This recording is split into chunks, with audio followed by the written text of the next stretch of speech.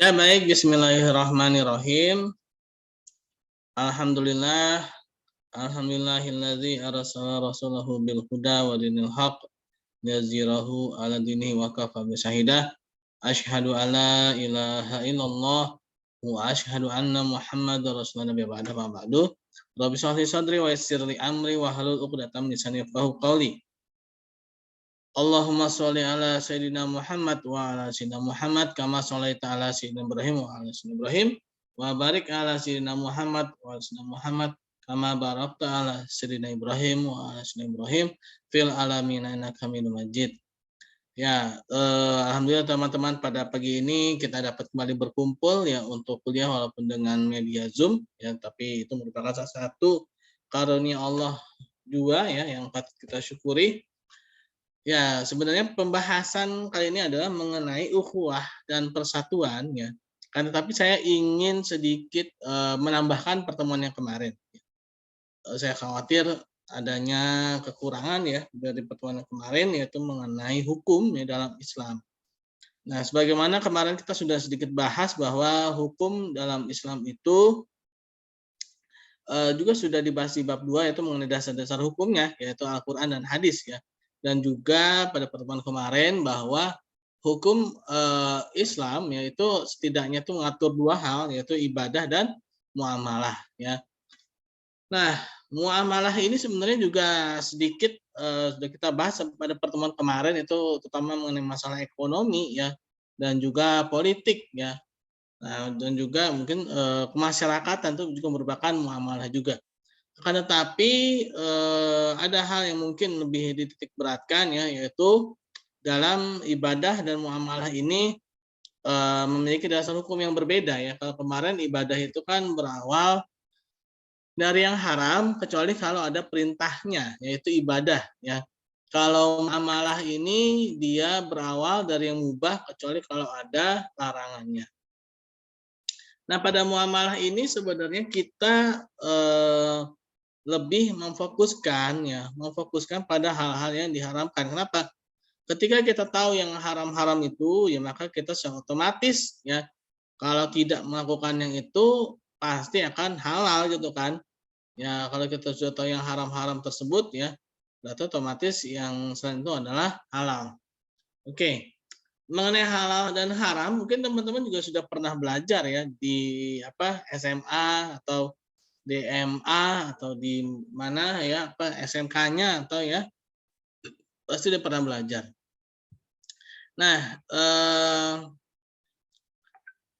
di sini ada yang fakultas kedokteran nggak ada ya? Kedokteran ada nggak kedokteran? Halo?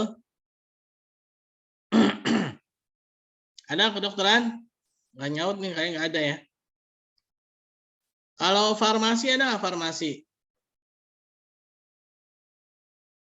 Halo, halo? Ini pada tidur atau gimana? Coba. Ada, Pak.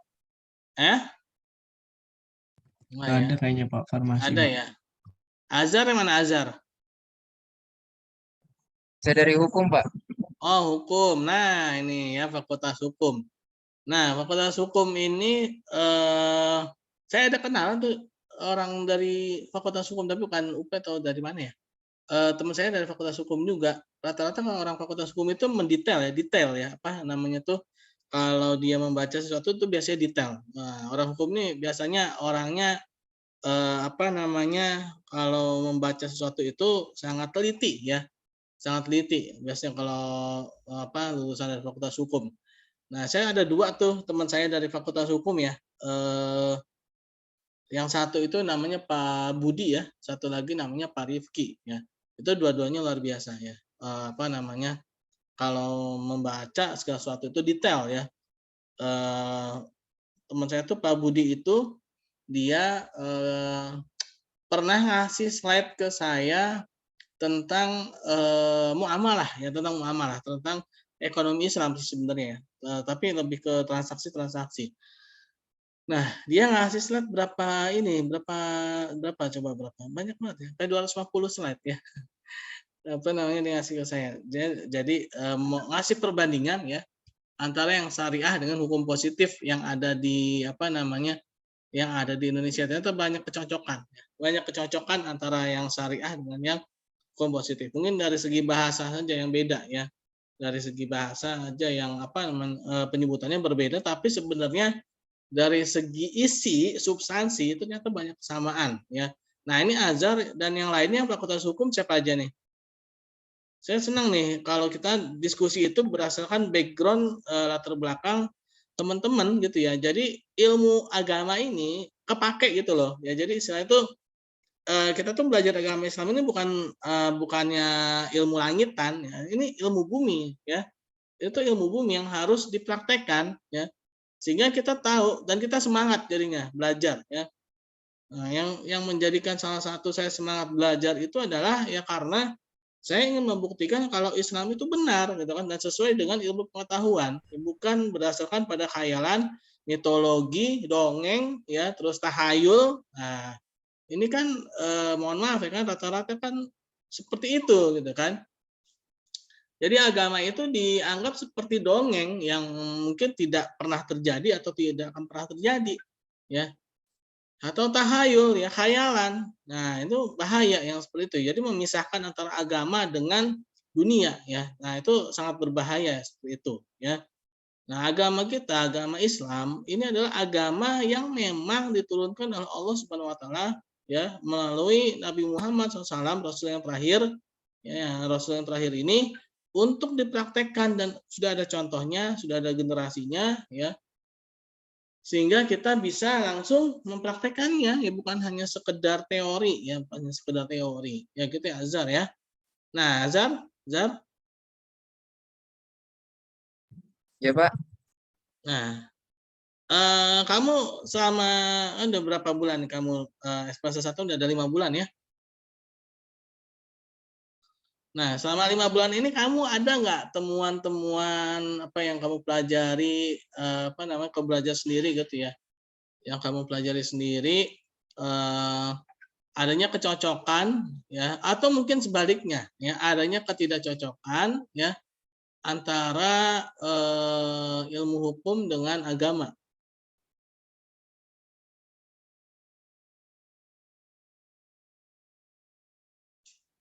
kalau yang tidak cocok sih saya belum nemu Pak. Hmm. Kalau yang cocok, Kalau yang cocok bisa terbilang banyak sih Pak dengan ilmu agama Islam. Karena kan Indonesia mayoritas Islam ya Pak. iya. Bisa sebutin nggak contohnya misalkan KUHP atau apa gitu ya?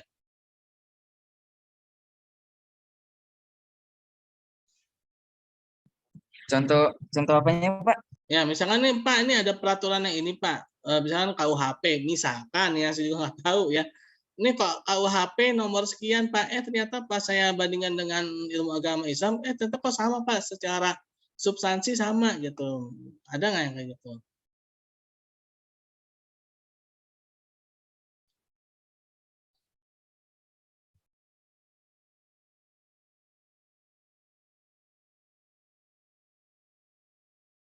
Ada Zar?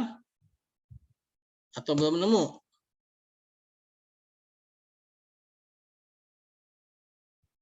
Belum nemu ya? Belum Pak. Oh, belum. Sebentar. Iya, kalau belum ya nggak apa-apa. Ya malum lah baru 5 bulan kuliah ya. Tapi jangan sampai dimaklumin sampai akhir lulus ya. Setidaknya ya ada perkembangan lah ya. Oh ini ada kecocokan nih dengan muamalah syariah dengan hukum KUHP, perdata, pidana ya. Karena saya kemarin dapet tuh slide-nya tuh dari teman saya yang dari Fakultas Hukum yang orang hukum lah SH ya.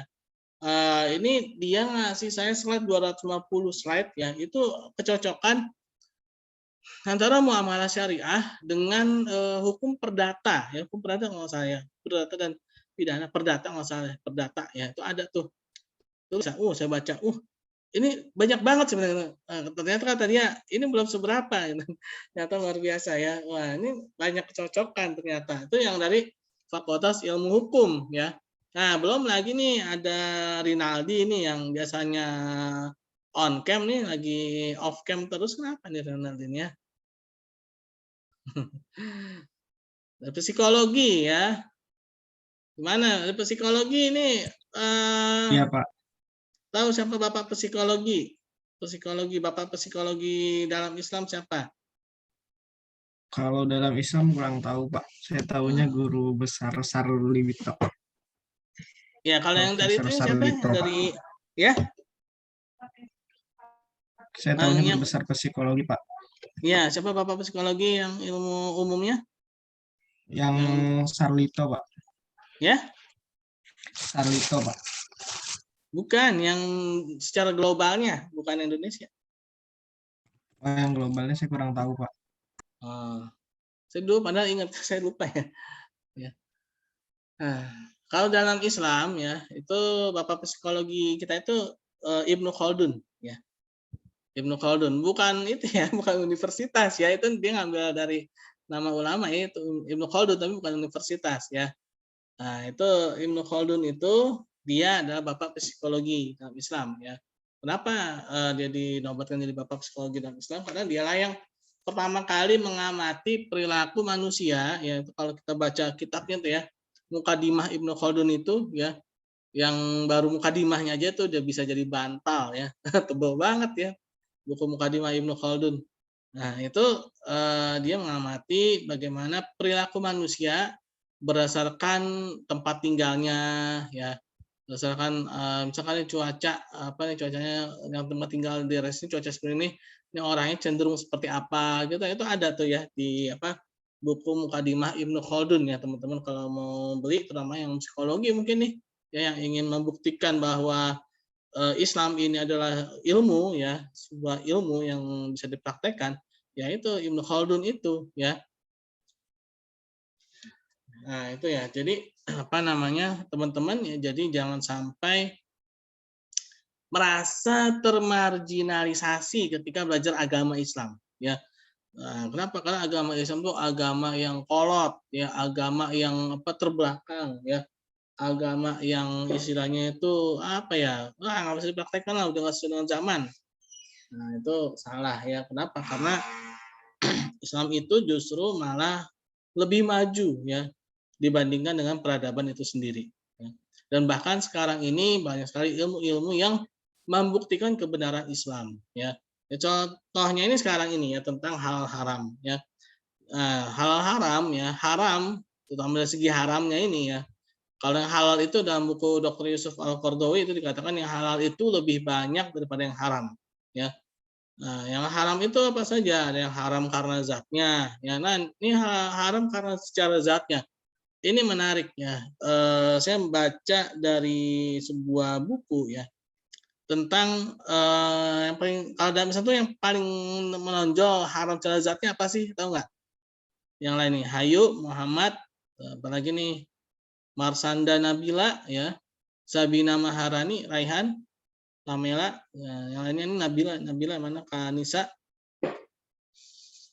Nah, lalu apa, Muhammad Azhar nih, yang online Azhar nih. Apa Zar yang paling menonjol diharamkan secara zatnya? Narkoba ya, Pak? Narkoba itu zaman sekarang ya, apa istilahnya? Iya memang benar narkoba, tapi dia lebih kepada ke zaman ya kalau narkoba ya. Itu kan dalam kategori yang memabukkan kan, yang menghilangkan akal ya, narkoba ya. Tapi ada nih yang dari dulu sampai sekarang itu enggak, istilahnya tuh sebutannya sama ya, dan ini juga sama. Ya, terutama dari segi hewan-hewan ya yang kita makan ya. Apa tuh? Babi, Pak. Nah, iya betul ya. Nah, di babi ya. Jadi ini ada sebuah apa ya, cerita yang menarik ya, bukan cerita sekedar cerita, tapi ini kisah nyata, yaitu salah satu ulama kontemporer, yaitu Muhammad Abduh ya. Muhammad Abduh, beliau memang belajar di Prancis ya, dan teman-teman beliau itu ini rata-rata orang-orang yang bukan orang Islam ya. Jadi kecenderungan, dan itu juga di masa-masa akhir ya, masa-masa akhir Turki Utsmani itu runtuh ya, di masa-masa akhir kalau tidak salah Muhammad Abduh itu tahun-tahun 89 ya, 1988 ya, kalau tidak salah ya Muhammad Abduh itu. Nah, ini ada kisah menarik dari beliau nih. Nah, kisah menariknya tuh gini, kan beliau belajar di Prancis ya, di Paris ya. Yang ketika itu Prancis dan Paris dan bahkan kalau nggak salah sampai sekarang ya Prancis itu agak-agak susah ya menerima Islam ya. London yang paling pesat tuh karena London yang paling apa namanya Islamnya tuh paling berkembangnya tuh London ya. Nah, Prancis, Paris ya. Itu beliau belajar di sana dan beliau sebagai seorang muslim ya, beliau tuh tidak pernah malu dalam mempraktekkan sunnah Rasulullah ya. Beliau tidak pernah malu untuk mempraktekkan sunnah Rasulullah, termasuk ketika makan ya. Nah, sebagaimana contoh Nabi ya, sebagaimana contoh Nabi yaitu kalau makan kan sunnahnya pakai tangan ya kan. Sunnahnya itu pakai tangan. Nah, tapi orang-orang Eropa ya kan, Prancis, Paris, kan mereka makan dengan apa kalau bahasa kita tuh table manner gitu ya, dengan sendok dan garpu dan pisau yang berjejer ya kan. Mereka makan dengan itu gitu kan. Nah, ketika itu melihat temannya Muhammad Abduh ini sedang makan dengan tangan ya. Nah, teman-temannya yang dari Prancis, Paris ini langsung menghina ya kan. Wah, dibilang gini, jorok sekali Nabi kamu itu ya kan. Makan pakai tangan. Nah, lihat dong kita nih kan pakai sendok bersih. Nah, kata mereka seperti itu gitu kan. Nah, ketika itu apakah Muhammad Abdul langsung emosi, langsung terpancing dengan kemarahan atau tidak? Beliau masih bisa mengolah ya, mengolah emosinya ya. Nah, beliau mengatakan gini, saya makan pakai tangan ini ya, saya makan pakai tangan ini karena saya tahu kebersihan tangan saya ya. Karena saya tahu kebersihan tangan saya. Dan tangan saya ini tidak saya pakai ya kecuali untuk memasukkan makanan, ya menyuap makanan ke dalam mulut saya. Saya apa namanya? Jadi saya tahu tangan saya ini ya, ini larinya kemana aja gitu kan, istilahnya kita gitu ya. Sedangkan Anda makan pakai sendok, ya kan, pakai garpu dan segala macamnya itu ya, kan Anda tidak tahu itu sendok itu bekas dipakai sama siapa aja kan Anda tidak tahu kan. Dikembalikan seperti itu gitu kan. Sampai kan teman-temannya terdiam semua ya. Begitu dikembalikan secara ilmiah ya. Jadi dikembalikan secara ilmiah, ya kan benar kan? Saya nih pakai tangan kan yang tahu kebersihan apa tangan saya ini kan hanya saya saja ya kan. Sedangkan garpu yang apa sendok yang Anda pegang itu ya, itu Anda tidak tahu itu sendok itu bekas dipakai apa, bekas dipakai oleh siapa ya kan. Jadi sekarang yang jorok itu siapa ya. Nah, jadi apa namanya? Akhirnya temannya terdiam. Nah, terus yang kedua tentang babi itu ya. Nah, suatu ketika Muhammad Abdul ini diajak oleh temannya ya ke peternakan milik dia yaitu peternakan B4B1 itu ya babi ya. Nah, lalu di apa namanya Muhammad Abdul pun dikasih lihat nih peternakan babi saya. Gitu. Kenapa sih agama Anda itu kok melarang mengkonsumsi daging babi gitu kan? Nah, apakah karena apa sih gitu kan? Nah, kalau misalkan alasan Anda itu karena babi itu binatang jorok, kotor gitu kan. Nah, saya ini punya peternakan bersih. Saya punya peternakan bersih, saya punya peternakan apa namanya yang mana kebersihannya itu sudah saya jaminkan ya. Lalu apakah masih haram juga gitu kan? Terus dia bilang lagi nih si temannya ini, saya ini selalu menyuntik apa namanya obat cacing ya ke dalam babi-babi saya ini ya agar mereka itu tidak terkena penyakit cacing gitu kan. Kalau misalkan haramnya karena cacing tadi itu. Nah, akhirnya apa? Muhammad Abdul ketika itu tidak langsung apa ya membawa dalil secara agama, tapi beliau lagi-lagi membuktikan ya, membuktikan secara ilmiah. Kata Muhammad Abdul, beliau menyampaikan ya udah sekarang gini, coba kamu ambil ayam ya 3 ekor, 2 ekor jantan, 1 betina. Nah, ketika itu yang terjadi adalah apa yang terjadi ya yang jantannya berantem ya. 2 ekor jantan itu berantem. untuk memperebutkan yang betina gitu kan. Untuk memperebutkan yang betina. Akhirnya keoklah salah satu ayam jantan itu ya, apa namanya, kalah gitu ya. Bahasa ayam gitu, keok ya. Nah, akhirnya ada yang bertahan hanyalah satu yang jantan gitu kan. Nah, tapi apa yang terjadi ya ketika yang dimasukkan adalah 3 ekor babi ya, yaitu 2 jantan dan 1 betina. Yang terjadi itu ternyata tidak seperti hewan yang lain, ayam, kambing ya, sapi ya. Kalau ayam, kambing itu kalau misalkan dalam satu kandang itu ada 2 jantan, 1 betina, yang terjadi kan biasanya yang jantannya berantem untuk memperebutkan yang betina gitu kan. Nah, tapi ketika babi ya, ini di luar dugaan. Nah, yang terjadi adalah ternyata yang 2 jantan itu bekerja sama ya untuk, mohon maaf ya, menggauli yang babi betina itu ya. Nah, lalu Muhammad Abdul langsung mengatakan, inilah kenapa babi ini ya tidak boleh dikonsumsi. Karena mereka memiliki watak sifat yang sangat menyeleweng, yang sangat apa namanya, tidak sesuai ya dengan perilaku hewan-hewan lainnya ya. Yaitu mereka tidak punya rasa apa namanya, cemburu ya terhadap pasangan mereka gitu kan. Nah, itulah yang terjadi pada kalian semua gitu kan, sama Muhammad Abduh ya. Di apa namanya, kembalikan. Nah, itu yang terjadi pada kalian semua. Kalian kan ketika punya istri, kalian kan rata-rata tidak punya rasa cemburu kan. Bahkan ada di antara kalian tuh yang apa, memperbolehkan ya istri-istri kalian itu untuk dicium oleh orang lain ya. Karena yang dikonsumsi itu hewan-hewan haram ya. Dan inilah yang terjadi kan. Kenapa nah inilah ya yang terjadi pada diri kita ya. Ketika kita cenderung untuk melakukan maksiat ya, yang harus dipertanyakan adalah kita ini sudah makan apa nih ya. Nah, ini hal haram itu jadi jatuhnya itu bukan hanya dari segi agama ya, tapi juga dari segi perilaku ya, dari segi perilaku ya, dari segi kelakuan ya. Nah, kenapa hal haram ini berkaitan? Sebenarnya ini berkaitan dengan ukhuwah ya, dengan persaudaraan ya. Nah, hal haram ini hadis di dalam apa namanya, hadis arba'in ya nomor 6, yaitu yang al halalun bain, al haramun bain, wa ma bainahuma mutasyabihat ya. Nah, maaf ya. Nah, halal itu jelas, yang haram itu jelas. Di antara yang halal dan haram itu ada yang mutasyabihat.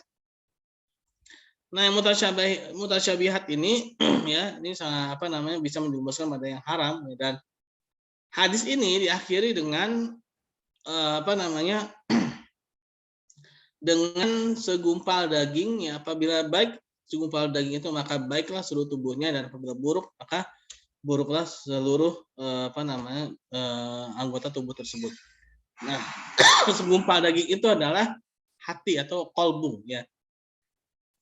Maksud kolbu di situ bukan hati dalam artian hati limpa ya, tapi kolbu di situ adalah maaf ya. Kolbu di situ adalah jantung ya. Nah, jantung secara psikis maupun secara fisik ya, memiliki arti yang sangat penting. Secara psikis, secara fisik, jantung itu dia adalah alat memompa darah. Secara fisik ya, ilmu biologi ya, misalnya yang jurusan biologi nggak, atau kedokteran. Nah, secara fisik jantung itu adalah sebagai alat memompa darah. Jadi darah bisa beredar di dalam tubuh kita karena dipompa oleh jantung. Kalau nggak ada jantungnya manusia mati ya. Kenapa? Darahnya statis, nggak bergerak ya. Ya mungkin secara apa namanya, jangka pendek yang itu bisa bertahan hidup lah. Tapi ketika secara jangka panjang, ketika darah itu tidak mengalir dalam tubuh, maka mati manusia. Nah, jadi secara fisik jantung itu sangat penting ya. Nah, begitu pula secara psikis ya, jantung itu, kolbu itu adalah tempatnya iman ya. Tempatnya iman seseorang, sehingga dia bisa membedakan yang benar dan yang salah ya. Nah itu ya, jadi halal haram itu akan pengaruh pada anggota tubuh ya. Ketika anggota tubuhnya itu dia banyak mengandung hal yang halal, maka dia akan menjadi baik ya, karena jantungnya baik, kalbunya baik. Begitu pula sebaliknya, ketika jantung itu buruk ya, karena mengkonsumsi barang-barang yang dia juga akan menjadi buruk. Nah, ketika semuanya itu baik atau semuanya itu buruk, itu akan menghasilkan pada apa? Pada ukhuwah ya, pada persatuan. Jadi sangatlah tidak mungkin atau sangatlah mustahil menciptakan sebuah persatuan ya, yang mana tidak adanya kebaikan di sana. Jadi apa yang kita konsumsi ini akan mengarah pada ukhuwah ya, akan mengarah pada ukhuwah, pada persaudaraan. Kalau kita mengkonsumsi banyak makanan yang haram tadi, ya seperti B4 B1 gitu kan, hewan-hewan yang memiliki apa ya, perilaku yang sadis gitu ya, perilaku yang sangat-sangat tidak berperi kehewanan ya, dia akan menjadi ini ya, apa yang mengkonsumsinya akan menjadi seperti itu ya. Bagaimana mungkin bisa terjadinya persatuan-kesatuan kalau orang-orangnya tuh buruk atau individualis gitu kan. Makanya mata kuliah ini sangat cocok ya ketika membahas hal haram ya dengan ukhuwah dan persatuan. Oke, mungkin saya akan slide-nya ukhuwah dan persatuan saya buka.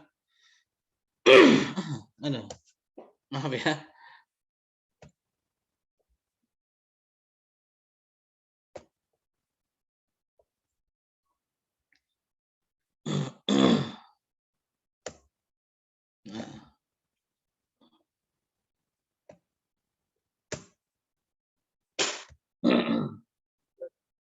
Nah, pengertian ukhuwah, wah ini waktu udah mau habis aja nih. Menurut Ar-Raghib dalam kitab Mufradat Al-Fazil Quran, kata ukhuwah berasal dari kata akhun, ya, yaitu akhun ya, bukan akun. Akun itu akuntansi ya. Akhun mengandung arti berserikat ya, atau bersama-sama ya, dengan yang lain karena kelahiran ya, atau adanya sebab-sebab pihak karena persusuan. Yang katanya juga menjelaskan seluruh mukmin adalah bersaudara ya. Sementara menurut Hasan Al-Banna ya mengatakan bahwa ukhuwah ini adalah sebagai keadaan mengikatnya hati-hati dan jiwa-jiwa dengan ikatan akidah. Nah, ikatan ini mendefinisikan ukhuwah sebagai saudara keimanan. Dalil Al-Qur'annya yaitu dalam Quran surat Al-Hujurat ayat 10, A'udzubillahi minasyaitonirrajim. Innamal mu'minuna ikhwatun fa aslihu baina akhwaikum wattaqullaha la'alakum turhamun. Sesungguhnya orang yang mukmin adalah bersaudara, karena itu damaikanlah ya, islah, berlaku islah lah ya, berlaku baiklah ya. Damaikanlah antara kedua saudaramu dan bertawakallah kepada Allah supaya kamu mendapatkan rahmat. Mendapatkan rahim ya, rahman ya, mendapatkan rahman, yaitu mendapatkan kasih sayang Allah Subhanahu wa taala. Nah, ini salah satu dalilnya, walaupun sebenarnya banyak ya, teman-teman mungkin bisa cari sendiri ya. Lalu dalam sebuah hadis dikatakan, Ani bani Umar radhiyallahu anhu qala Rasulullah SAW, al-muslimu akhu al-muslimi la yadlimuhu wala yakdalahu wala yuslimuhu ya. Diriwayatkan dari Ibnu Umar, beliau berkata bahwa Rasulullah SAW bersabda, seorang muslim itu adalah saudara muslim yang lain. Oleh sebab itu jangan menzolimi dan meremehkannya dan jangan pula menyakitinya ya. Nah, jadi sang muslim ini tidak boleh saling menzolimi dan tidak boleh meremehkan. Meremehkan tuh menganggap rendah ya, apaan sih itu, recehan gitu atau apa ya, bahasa-bahasa yang menyakitkan ya. Nah, ini saya akan bahas dulu satu persatu nanti saya akan jelaskan ya. Nah, karena waktunya juga sudah mulai habis ya. Bentuk-bentuk ukhuwah itu ada ukhuwah ubudiyah ya. yaitu persaudaraan karena sesama makhluk yang tunduk pada Allah Subhanahu wa taala. Lalu ukhuwah insaniyah yaitu persaudaraan antar sesama umat manusia. Lalu ukhuwah watoniyah karena adanya keturunan kebangsaan ya. Satu bangsa, satu negara ya. Lalu ukhuwah fiddin al-Islam yaitu persaudaraan antar sesama umat muslim. Ini adalah bentuk-bentuk ukhuwah.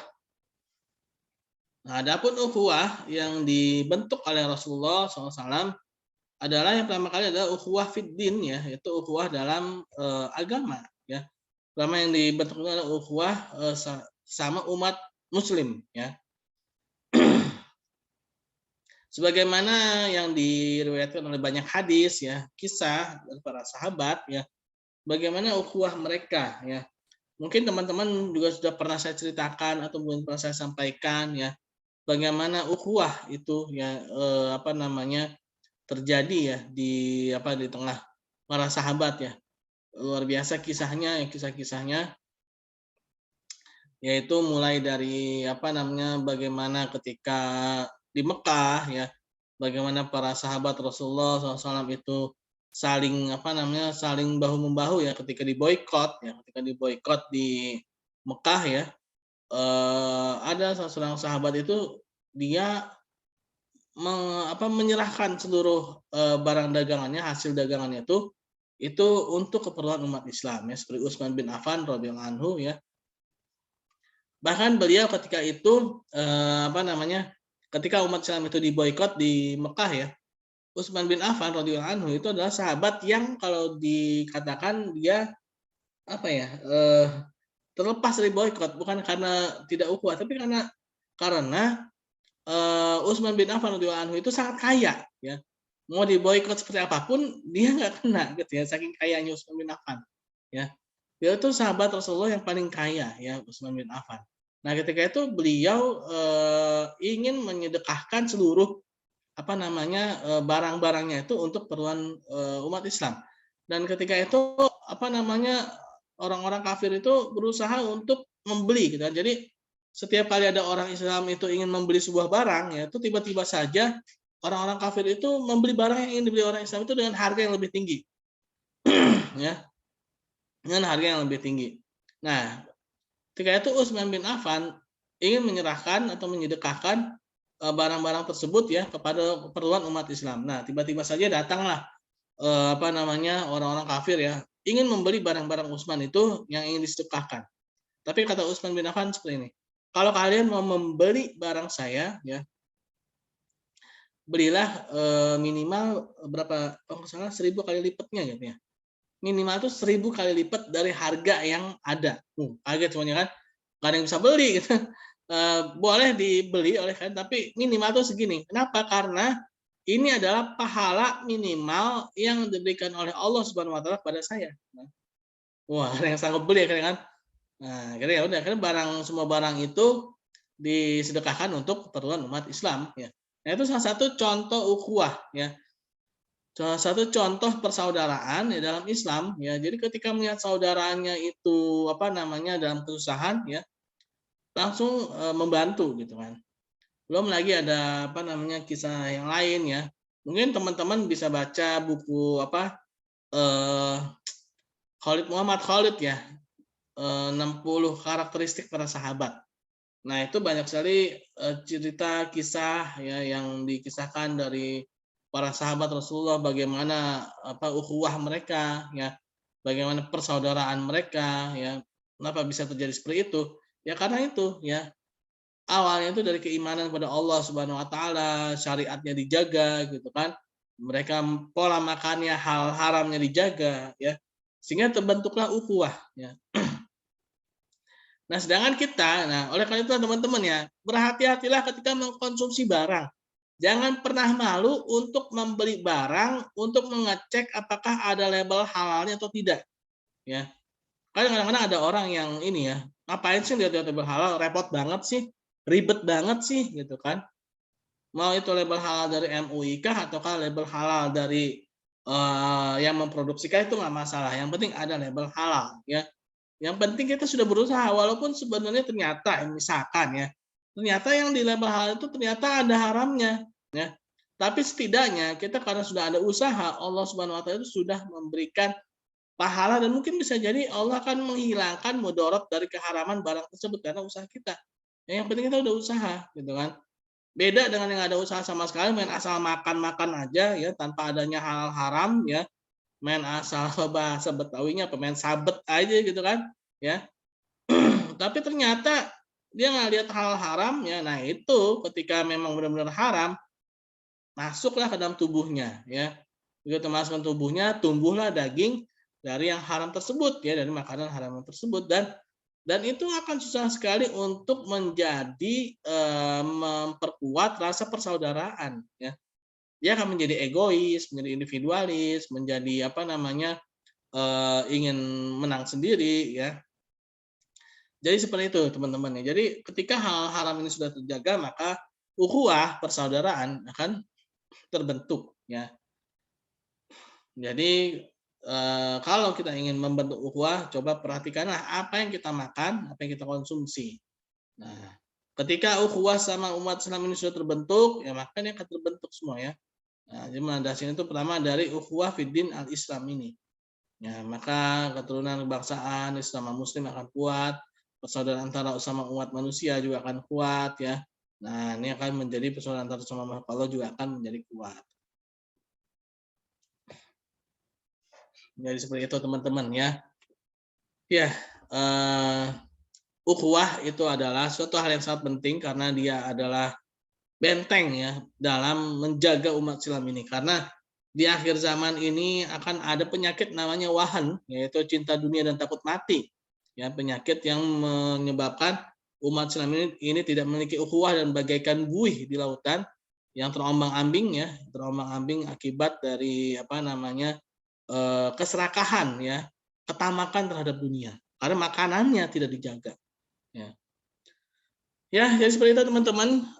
Mungkin untuk apa menghemat waktu ya, saya takut